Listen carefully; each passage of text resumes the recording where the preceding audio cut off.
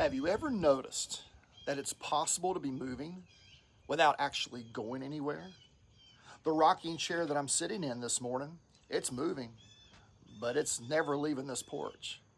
Sometimes the church can be the same way. We can stay incredibly busy and yet fail to move the mission forward. That's exactly why Acts chapter 1 verse 11 is such an important verse. After Jesus rose from the dead, he gathered his disciples and gave them one clear assignment. You will be my witnesses in Jerusalem, Judea and Samaria, and to the ends of the earth, in Acts 1:8. Then he ascended into heaven. As the disciples stood staring into the sky, two angels asked, Men of Galilee, why do you stand looking into heaven?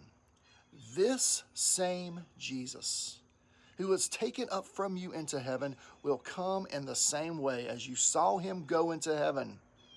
Did you notice what Luke is doing? Acts 1:8 gives the church its mission. Acts 1:11 gives the church its motivation. The mission begins with Christ's ascension and ends with Christ's return. In other words, the entire life of the church is lived between those two events. We are living between the go of Acts 1:8 and the he's coming back of Acts 1:11.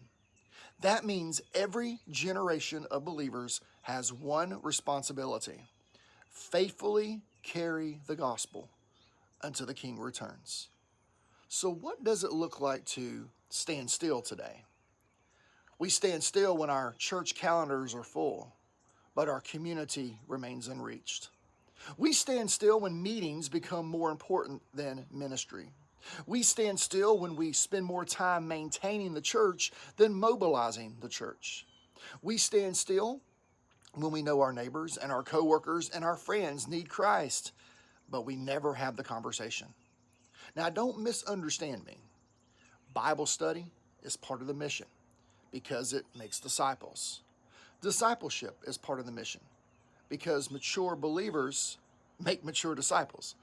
Prayer is part of the mission because we cannot accomplish God's work in our own strength. Worship is also part of the mission because it glorifies Christ and fuels his people. Those things aren't the problem. The problem is when they stop preparing us for the mission and start replacing the mission. Everything the church does should ultimately help us know Christ more deeply and make Christ known more faithfully. The angels weren't rebuking the disciples for loving Jesus. They were reminding them as they stood there and looked at the sky that the risen Jesus had already given them something to do. The same is true for us. Jesus is reigning today. Jesus is returning one day. Until then, the church has one mission: make disciples of all nations. So here's the question: is your life and is your church moving the mission forward?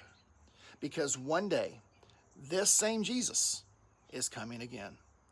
May he find us not merely busy, but faithful, sharing the gospel, making disciples, and advancing his kingdom until he returns.